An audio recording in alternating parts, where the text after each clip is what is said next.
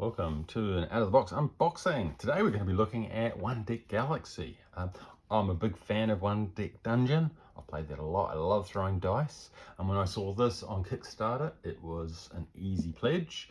Previously, I downloaded the print and play prototype and I played that a lot. So I kind of know how it all works. Then it arrived. So it's always nice when you get your shiny box in the post. This is a tiny box though. This is a standard kind of magic card size. I've just done an unboxing of versus. You can see that it is a small box of goodness. What has it got? It is a game for 1 to 2 players, 14 plus, 45 to 60 minutes, and 2022. It is fresh. So let's see what we get inside this tiny box. It has a similar style to One Deck Galaxy. Rather than going through a dungeon, you are getting, not resource, you're gathering favor in the galaxy and defending against some big bad. Cute little anniversary quick guide. Oh, that's handy. So it's got some extra rules to help you with the main baddies, and it looks like we have 4, 5. I've not played this one. I've played the Hungry Nebula and the Nebel Wobbler Colony Fleet. So that's going to be exciting because they were in the print and play. We've got a guidebook, which I guess is your rule book, which is again tiny, nicely spaced out though, very colourful. And we don't have a campaign mode, if you're interested in campaigns, which is kind of handy. And then we've got what's in the rest of the box. So these are our character cards. So these are quite big. Again, if you look at, that's a standard magic size card. These are bigger than that. Let's see if I can get into these without shredding it. I'm tempted to grab my knife. Kind of a special guest star in most of my videos. And let's see what's in here. Okay, so these are very thin. Very thin. I'm probably going to see if I can find some sleeves. So these are the player cards. So you get a star base, which allows you to, when you roll your dice, it determines activities and you mark tokens on as you build things, and that upgrades as well. So it's a starbase 3, it's a starbase 4, starbase 2, and a 1. This will then be the adversaries, and again these have tokens that move that determine what things are happening. And there's 2 sides to these. I can't remember about the 2 sides. I imagine they're levels of difficulty. So that's our 5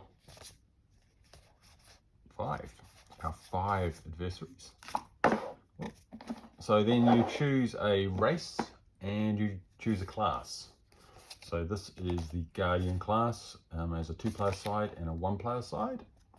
And again, as you unlock things, you put tokens on it, and that gives you more activities, more dice to throw. It is a dice game. So we've got Guardians, Mathematicians, Botanists, Scientists, Explorers as our classes, and then we've got Zibzabs, Plumlims, Felicide, Tim Tala Winks. Looks like Space Pirates, and Elements. And each of these will have a home world, which then determines what you get and where you start.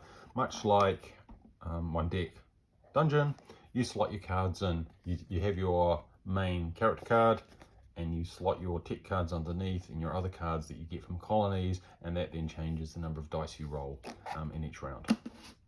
So the mechanics are the same, but a slightly different environment. This looks like our scorebook.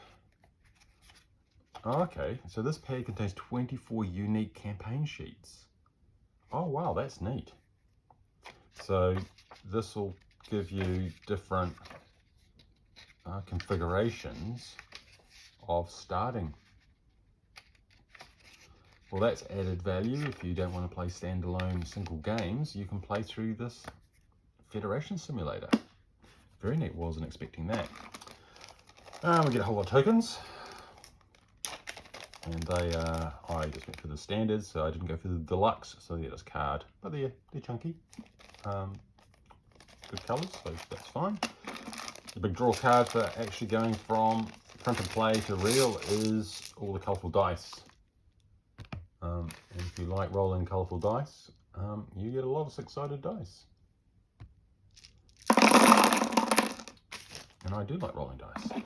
And then we've got the rest of the cards. So these will be standard. Yeah, so they're standard magic size cards, so they'll sleeve up nicely. Will they fit in the box sleeved? Oh, I brought some sleeves. That is the million-dollar question. So these are penny sleeves.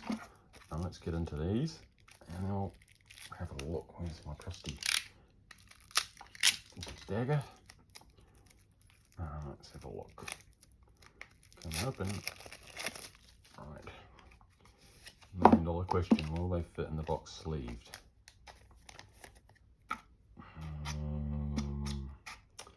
I'm not convinced on that one. That's going to be a pain to get them out. I don't know, maybe. Yeah, I think they will. I think, well, given that there's all the space here, I think we'll be okay. It'll be tight, but if you like sleeving your cards, I guess you can get rid of the insert. But otherwise, the cards are thin. Maybe no thinner than any other board game card. Great colours. These flip around with the influence that they provide depending on which way you win them. And then you've got your standard goals to meet with the different coloured dice. You've got your rewards that will slot under your character there to give you more as you build up your characters, or if it's a tech, it goes under the bottom. And again, similar style to building up as in one deck dungeon. And what do we get? We've got, so this is our, which we're focused in, adversary card, and our adversary, yep, so each adversary is going to have its own set of setups and goals to meet and ways of defeating it. That's a blockade. I think they all have a, like an event card. So these will be the event cards for that particular adversary, which you flip over as you get through your draw deck, I do believe. They get mixed up. And so events get drawn up. It's been a while. Each of those is our, so that's our adversary sets of cards. So that's nice. And then we've got our main set of cards, which are our planets that we're going to gather for influence.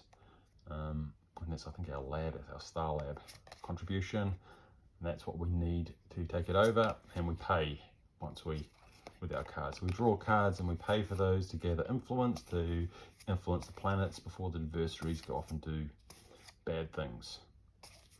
And really attractive art. I'll go a bit closer. Planets and space thingies. I was going to say they're all unique, but those two are the same. So it looks like we've got duplicates, twos of each card. But that's good, because once you've got once you've played through it a couple of times, you'll get a better feel for the benefits of going for one or the other. Anyway, that's a brief overview of One Deck Galaxy.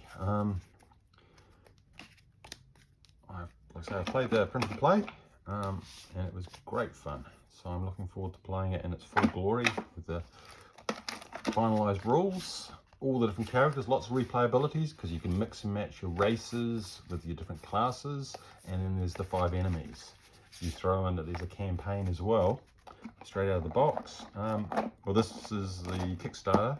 I don't know what it's going to look like at retail, but probably very similar. Anyway, that is One Deck Galaxy. Don't forget to subscribe and like.